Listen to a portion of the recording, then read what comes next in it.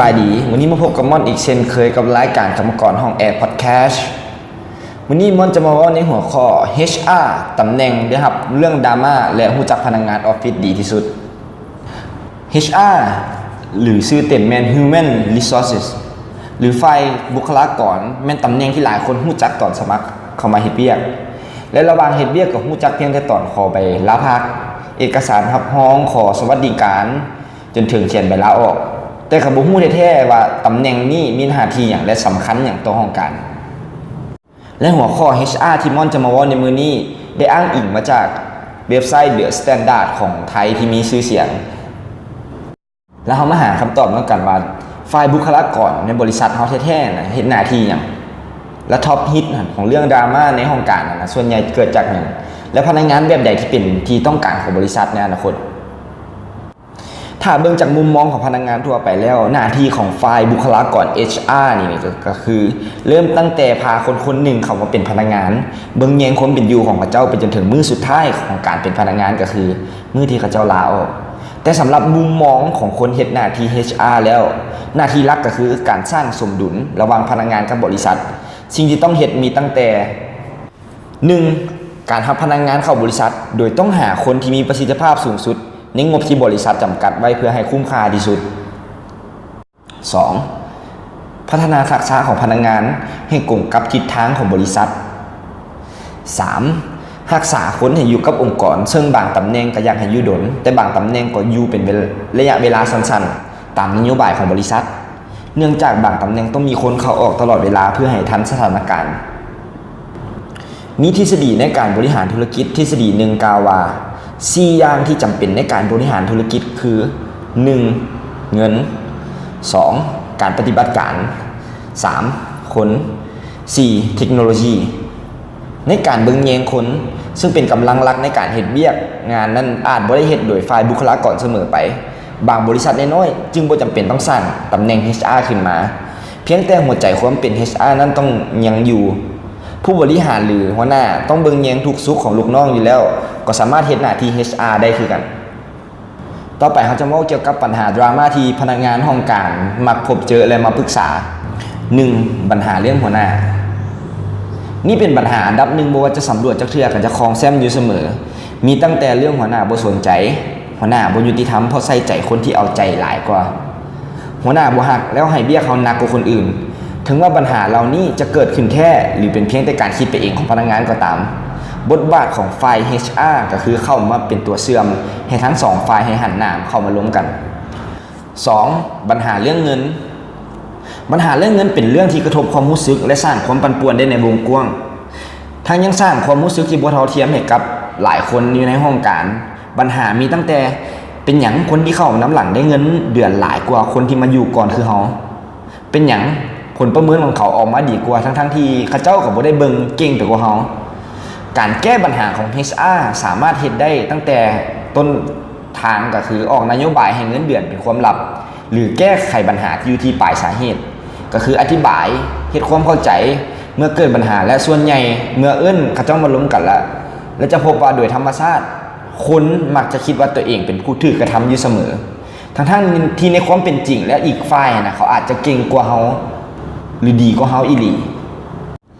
3. ปัญหาเรื่องโอกาสในการเติบโตหลายเทื่อที่หลายคนพยายามเท่าใดก็ยังบ่ได้รับการผลักดันในสู่ตำแหน่งที่สูงขึ้นหน้าที่ของ HR ที่เข้ามาช่วยแก้ปัญหานี้ก็คือเบิ่งกลับคืนไปยังแผนผังขององค์กรที่ออกแบบมาตั้งแต่ต้นว่าตำแหน่งนี้สามารถเติบโตไปเป็นอย่างได้แด่เขาเจ้าสามารถเป็นหัวหน้าได้บ่หรือถ้าบ่ได้ HR ก็ต้องได้แนะนำอย่างจริงใจให้เขาเจ้าลาออกไปเฮ็ดเวียกบริษัทอื่นที่มีเส้นทางในการเจริญเติบโตหลายกว่านี้ HR ทุกมื้อนี้ต้องอยู่ทั้งสองข้างก็คือทั้งอยู่ข้างบริษัทที่เรียกร้องประสิทธิภาพที่ดีจากพนักงาน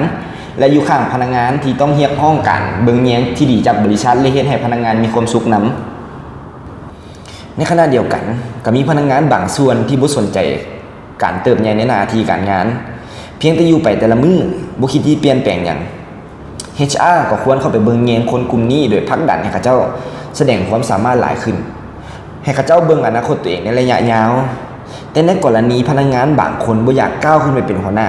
เพราะบ่อยากมีความรับผิดชอบหลายขึ้นตามตำแหน่ง HR ก็อาจจะเฮ็ดหยังบ่ได้นอกจากปล่อยให้เขาเจ้าอยู่ตำแหน่งเก่าแต่ในขณะเดียวกันบริษัทก็บ่สามารถเอาอนาคตไปฝากไว้กับคนที่ขาดแพชชั่นในการเฮ็ดเวียกฉะนั้นแล้ว HR จึงต้องวางแผนกันใหม่กับหัวหน้าเปลี่ยนไปพัฒนาคนอื่นแล้วให้โอกาสคนอื่นเข้ามาแทนจังซี่ก็เฮ็ดได้คือกันต่อไปมันจะมาว่าเกี่ยวกับพนักงานที่องค์กรต้องการในอนาคตคือพนักงานแบบใดในเมื่อทุกองค์กรล้วนแล้วแต่ปรับตัวเข้าสู่โลกอนาคตจึงเป็นธรรมดาที่จะมีการเปลี่ยนแปลงคุณสมบัติของพนักงานเพื่อรองรับสิ่งที่กำลังจะมาถึงคุณสมบัติเด่นของพนักงานที่เป็นที่ต้องการของยุคสมัยนี้ก็คือต้องมีทักษะในการเฮ็ดเวียกหลายด้านขึ้นอาจจะว่าได้ว่าเมื่อ5ปีหรือ10ปีก่อนพนักงานที่บริษัทต้องการก็คือมีความเชี่ยวชาญเฉพาะด้านแต่ธุรกิจทุกมื้อนี้มีความซับซ้อนหลายขึ้นการที่เชี่ยวชาญเพียงด้านเดียวอาจจะบ่เพียงพออีกต่อไปพนักงานทุกมื้อนี้จึงมีความยืดหยุ่นคล่องตัวและปรับตัวให้ไวตามสถานการณ์พนักงานที่มีทักษะหลายด้านจึงเป็นที่ต้องการของบริษัทให้นึกภาพง่ายๆว่าถ้าทักษะที่เขาถนัดเป็นสิ่งที่ใช้บ่ได้แล้วในอนาคตเขาอาจจะถูกยกเลิกสัญญาจ้างได้แต่ถ้าว่าเขายังมีทักษะอื่นๆที่สามารถใช้ในการปรับตัว